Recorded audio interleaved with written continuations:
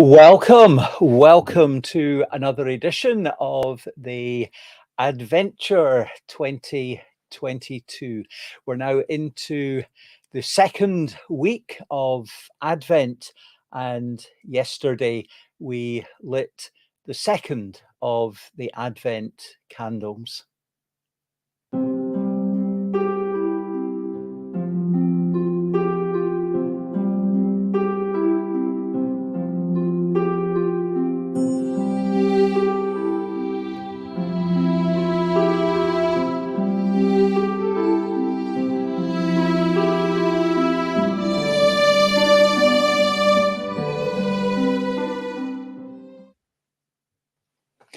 A candle for peace to join the candle of hope.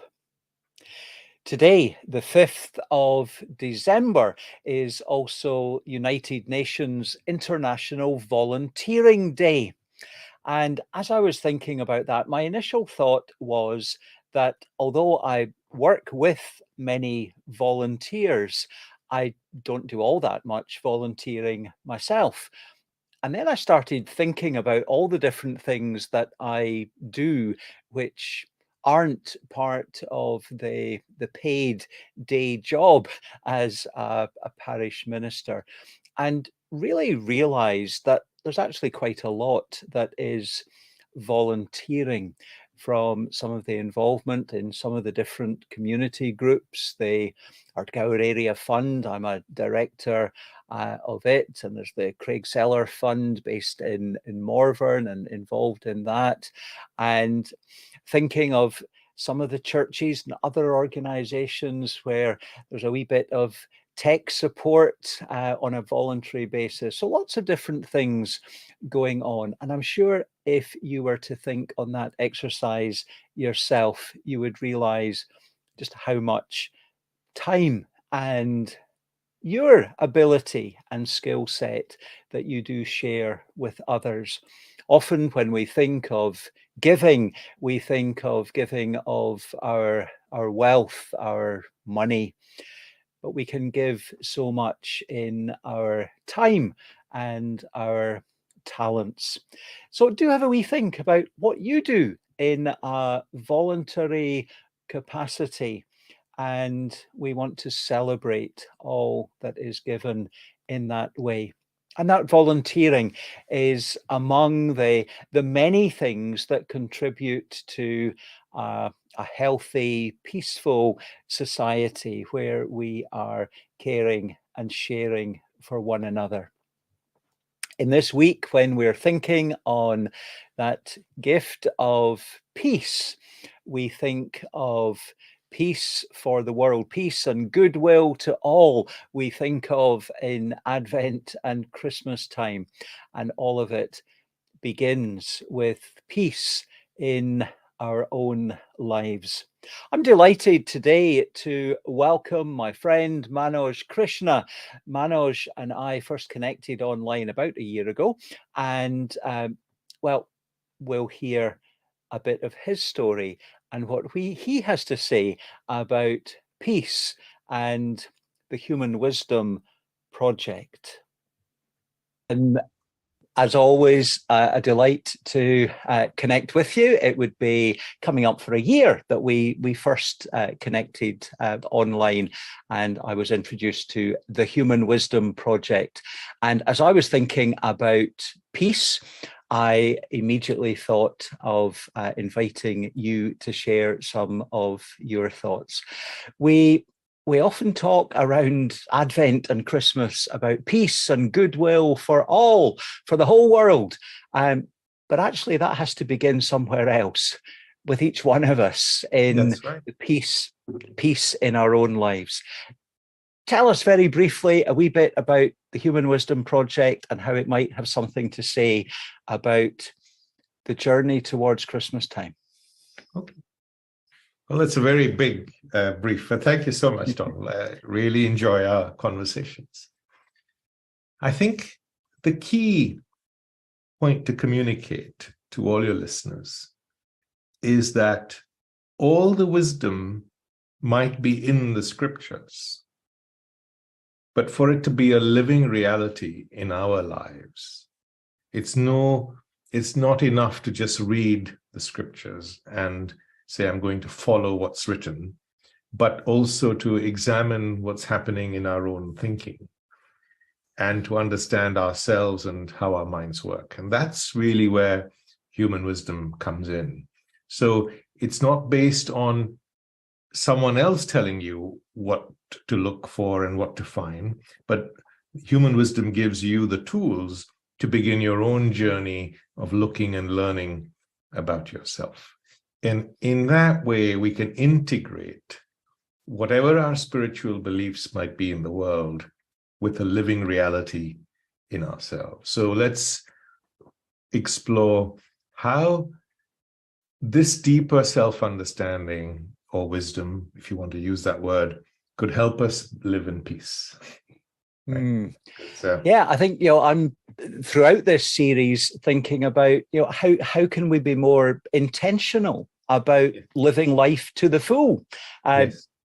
Jesus had said, I have come that they might have life Yes. in all its fullness. And for so many folk, life happens to them rather than, them being in control and examining and being curious, which I think is so important. Right. So maybe we could begin by asking, what gets in the way of being at peace? So once we figure that out, then what we're left with is this feeling of peace. Because we're born with peace. A baby is born with the feeling of peace. But we as adults don't live with that feeling of peace. So what gets in the way of that? And there's so many things. We could explore a few of them together. Yeah. Comparison with others would be one. Yeah. Yes. So your mind is comparing all the time, but you're not aware of it. We typically are not aware. So if you make the unconscious process conscious, and you just start becoming aware, not judging it as right or wrong, or good or bad, but just observing it. How am I comparing myself with the next person and, who's got more than me or less than me or whatever? And I ask myself, how is that serving me? How is that process of comparison serving me? And if it's not serving me, if it's making me vain or bitter, do I really want that for myself? And if I don't, I can observe that process of comparison in my day-to-day life. And the best way of doing that is to keep a diary, to write things down. Keep a journal of what you're thinking and feeling, and say at the end of the day, okay, what are the different ways I compared myself to others today, or my mind did? And as you start looking and saying, how does this serve me? And very practically, very soon, you'll come to a point where your mind automatically doesn't do that, and you're free. And then you've got, say, 20% of your peace back. You know what I mean? Because we've surrendered it, so we've got, say, 20% back. The other area, perhaps at Christmas time, is all the people, all the relationships we have to renew. And sometimes you may not like Uncle John and Auntie Jane and cousin Wilfred or whoever, and they're all going to come together. And you start fretting about it almost like 6 weeks before, So the art of human relationship is something that we could also talk about, couldn't we, Donald? In terms of how can we get on with people who are different to us? And who may on the surface be irritating us. How are we going to get on with them? What can we do to be at peace? Because that interaction is robbing us of our own sense of peace, right? Yeah.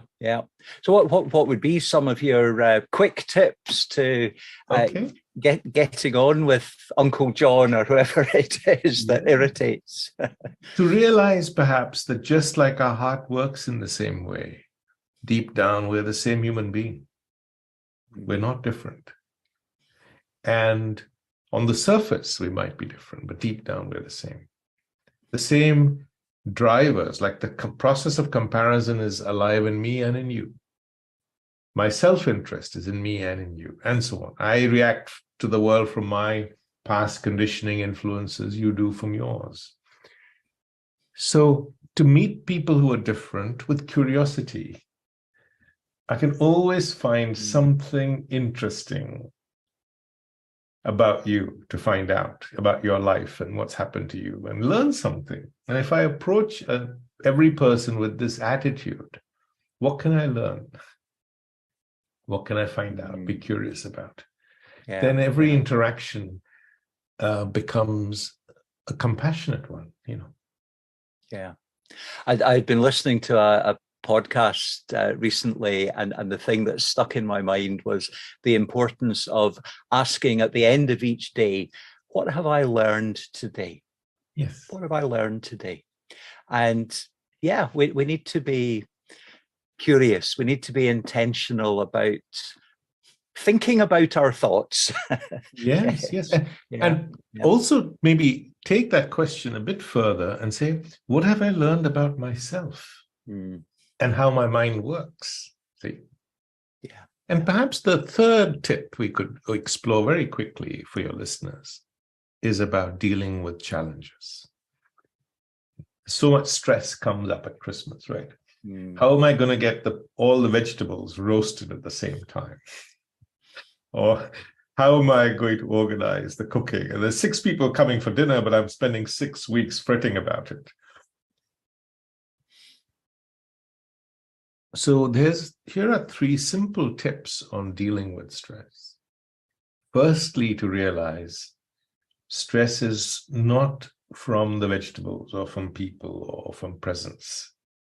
Stress is a reaction from our own thinking to an external event or an imagined event. So we can be in charge of our reaction. That's a really difficult first step for a lot of people. But once you take that step and realize it's coming from you, so you can also be in charge of changing that reaction. So what are the different ways of looking at the same situation? What are the different ways of responding? Can I accept things as they are? Yes, the potatoes may not be very well done. Hey, we'll live with that. You know, I don't have to feel pressured to buy things for people that I cannot afford. There may be another way of sharing my love for people. I might bake them a cake. I might say, let's go for a walk. Let's play a game of Scrabble. Let's exchange a hug. Yeah, I was speaking to a friend just yesterday, and we were saying, you know, are we still doing Christmas presents for the kids? And saying, actually, it's so much more important that we get together and we spend some quality time, and let's not be spending money for the sake of them having a present that will be, you know, here today, gone, forgotten tomorrow. Yeah, exactly, because the nature of pleasure is such that it's always short-lived. All feelings are short-lived. So I might be squeal with delight today, but in 2 hours, the kids have just forgotten all of that and they're running around after each other. Playing with the box. Yes, yes, yes. So don't feel under pressure and realize that that pressure doesn't come from the outside. It comes from your own thinking, from your own unconscious conditioning influences. You've grown up with this idea that everyone should get presents, and that pressure of that pushes you to spend money you don't have on buying things you or other people don't need. And all you're going to do is end up in debt and get stressed at the end of it. So I'm not saying don't do it, but examine why you're doing it and realize that you can be in charge of your own life. And this deeper understanding of ourselves puts us in charge of our own life. Manoj, we could talk for ages, but we don't have ages. But where can people find out more about the Human Wisdom Project? Okay, so it's very simple. You can either go to humanwisdom.me, or you can download the Human Wisdom app from the Apple or Google Store. It's free to download, free to browse, and there's plenty of free content. And then you're asked to subscribe should you want to. I'll see that there's a link in the description, and I can give you a wee code that'll get you a discount, and maybe a wee something for me as well. If you are wanting to subscribe, you can follow that link. Manoj, it's been a pleasure to talk with you and to hear of the Human Wisdom Project and how it can make a difference in so many lives this Advent and Christmas time. Donald, it's always a pleasure to connect. Thank you so much. Thank you. Thank you very much, Manoj. Thank you, Manoj, for sharing in our adventure. And that link with the referral code will be in the description, hopefully by the time you're looking at it a little after our live broadcast. Many of my guests have asked before we hit the record button in the informal chat, first of all, they've said, what's the great reveal behind the purple on the whiteboard? And the reality is it's just to stop a bit of glare from one of the lights. And I had hoped to have something more over all the whiteboard behind me here. Some will have noticed this little jigsaw, and there are various pieces with words in different languages, the words for peace. And I suppose it is a rather beautiful and simple image that we need to put all the pieces together that we might have peace. Peace. Well, thanks again to Manoj. Thank you to you for watching, whether you're watching this live at 4 o'clock or whether you're watching it in replay. If you are watching in replay, please do still pop something in the comments. Hashtag replay will let us know that you have been watching. Until tomorrow, same time, same place, know that God loves you, and that peace and hope and joy and love and all God's good gifts can be yours when we decide to live life to the full. If you're enjoying the adventure, please like, share, subscribe, tell your friends, and share the good news. Until tomorrow, God bless you all.